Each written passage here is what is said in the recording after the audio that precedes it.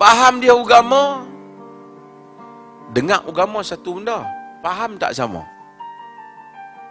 Ada tak orang lepas sahabat lebih faham dah sahabat? Ada?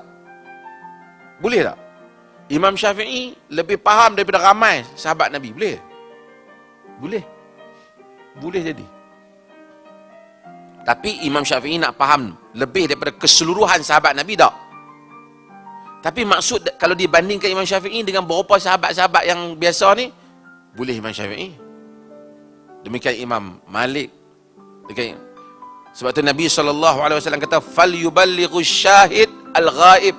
Masa Nabi berucap Hajatul Wada', hendaklah yang datang sampaikan kepada yang tidak datang. Farubba muballighin aw amin sami'. Boleh jadi orang yang disampaikan tu lebih faham daripada yang mendengar. Tentu amal minggu kuliah ni, dengar dia kata apa nama Dr. Mazhar kata apa? Cerita, oh yang tu dia pula hurai kat kita. Hak tak main tu.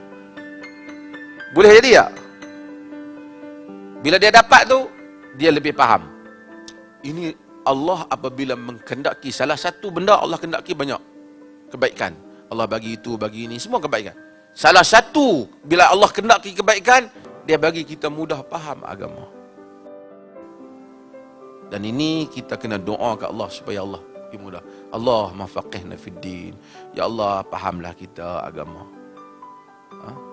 Dan memahami agama itu satu kelazatan, nikmat. Faham.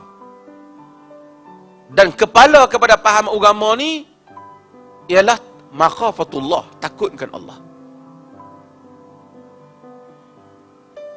Sebab tu kita tengok dalam hadis Nabi SAW. Nabi hukum agama ni satu, tapi nak laksanakan hukum agama perlukan faham. Nabi tengok Aisyah radhiyallahu an. Nabi kata Aisyah, "Ya Aisyah, laula qaumuki hadis wa ahd la naqadtu ka'bata wa la ja'altu laha babain." Wahai Aisyah, kalaulah tak kerana kaum-kaum baru masuk Islam, aku runtuhkan Kaabah. Aku buat 2 pintu. Pasal Quraisy ni, dia dah apa? Binaan asal Ibrahim tu dah tak sama dengan yang Quraisy yang ada sekarang ni. Nabi kata kalau tak kena fikirkan mereka ni baru masuk Islam, nescaya aku akan runtuhkan dia, renovate dia, buat lain. Ja'altu laha babain, aku buat 2 pintu. Babun yadkhulun nas, babun yakhrujun. Bab yang orang masuk, pintu masuk, pintu keluar. Sekarang ada berapa pintu Kaabah? 1. Nabi kata kalau tak kena, Nabi nak buat 2. Itu yang Ibrahimnya. Asal rumah Ibrahim ada 2 pintu. Kaabah tu dia sebenarnya dia bukan 4 segi. Dia termasuk dalam Kaabah tu, yang kita panggil Hijr Ismail tu termasuk. Tapi Quraisy bila Kaabah untuk dia nak buat balik, hanya wang yang halal saja. Yang tipu orang semua tak boleh. Wang yang halal mereka buat, boleh yang 4 tu, 4 segi tu. Yang tu tak cukup bang. Bukan duit dia tak cukup. Ada yang tak halal lah, dia tak masuk. Kira Quraisy pun zaman Nabi tak mari lagi, bab agama ni dijagalah. Orang kita tabung masjid pun hilang. Macam mana kita nak pergi habaq? Sebab itu kadang-kadang orang dia tak faham apa yang kita fikir. Dalam keadaan tak fahamnya kerangka pikiran agama. Kerana agama, Tuhan tidak hantar ia untuk kebaikan Tuhan. Tuhan ini ghaniyun hamid. Dia tak perlukan kita. Kita ni ibadat banyak, maka Tuhan rasa jadi untung balik. Dia tak ada. Kalau kita semua derhaka dia pun, sejahat iblis pun, tidak mengurangkan kebesaran Tuhan sedikit pun. Kalau kita semua sebaik hati Nabi Muhammad pun, daripada awalukum wa akhirukum wa insukum wa jinsukum, yang awal dan akhir manusia dan jin, kata Nabi, ala atqa qalbin rajulin minkum, di atas setakwa-takwa hati nurani salah seorang di kalangan kamu, tidak menambah itu pada kebesaran kerajaan Tuhan sedikit pun. Hanya agama balik faedahnya li maslahatil ibad untuk kebaikan hamba kita saja. Agama hanya untuk kebaikan kita.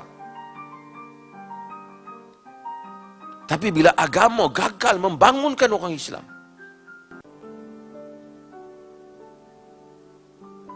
perbahasan agama jadi agama sekadar nak jampi, tangkap jin, apa semua ni. Tapi duit orang Islam hilang, negara mereka teruk, pembunuhan sesama mereka. Maka orang tak dapat melihat agama. Sebab tu Nabi SAW, walaupun ada hasrat yang dia nak buat dalam agama, dia berhentikan. Kerana dia takut orang akan lari. Sebab tu saya bukan nak ulang isu yang sama. Macam tu juga dalam pelaksanaan isu-isu agama. Ada benda yang kita tangguhkan sebab kita tahu kalau buat memberikan kesan yang lain. Bukan kerana ia tak baik, tetapi kerana keadaan tidak mengizinkan. Kerana keadaan tidak mengizinkan. Nabi kita kena memahami faqih. Sebab tu kita panggil fiqh, ilmu fiqh. Fiqh antara halal, haram, dan bukan sekadar dapat satu hadis halal. Dapat, dia kena melihat keseluruhan hadis. Sebab kadang-kadang nas dia tak sama. Umpamanya Nabi SAW dalam hadis Nabi Bukhari, Nabi kata, inna la nuwalli hadha man yas'aluhu aw man harasa alaih. Kami tak lantik bagi jawatan ni orang yang minta dan orang yang berkenan nak pegang jawatan. Jadi orang yang nak minta pegang jawatan tak boleh lantik.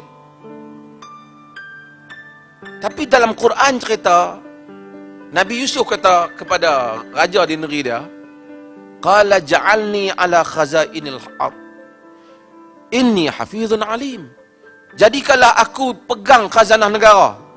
Menteri Kewangan lah dia, pembendaraan. Kerana aku ini sangat menjaga amanah dan sangat mengetahui tentang ni. Wa kadzalika makkanna li Yusufa fil ard yatabawwa'u minha haitsu yasha nusibu bi rahmatina man nasha wa la nudhi'u ajral muhsinin. Yang demikian itulah kami jadikan Yusuf itu, kami tetap tempatkan Yusuf atas muka bumi dan dia bergerak mengikut apa yang dia kehendaki. Kami memberikan rahmat kami kepada siapa yang kehendaki, kami tidak menghilangkan pahala orang-orang yang berbuat kebajikan. Nabi Yusuf minta, Nabi kita jangan minta. Macam mana kita nak selaraskan itu? Nabi Yusuf minta, kata para ulama, Nabi Yusuf minta kerana dia tahu dia layak dan dia yang boleh buat perform yang terbaik.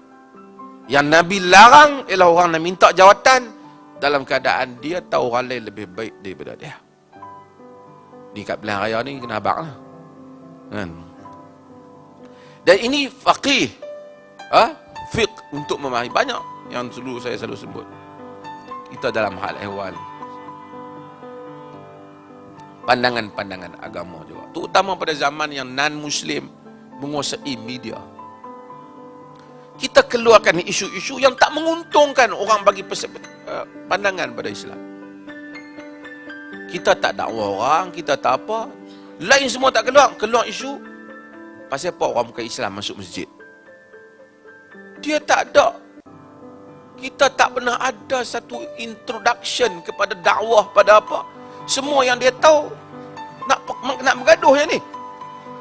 Lepas tu kita habaq Islam adalah agama kesejahteraan. Dia tak boleh faham. Kita ambil fiqh dalam banyak pemikiran fiqh itu, ijtihad fiqh tu, kita pilih pandangan dalam fiqh yang kita anggap paling keras untuk kita amal. Siapa yang nak amal pandangan fiqh yang keras, dia boleh amalkan untuk diri dia. Tapi bukan untuk orang.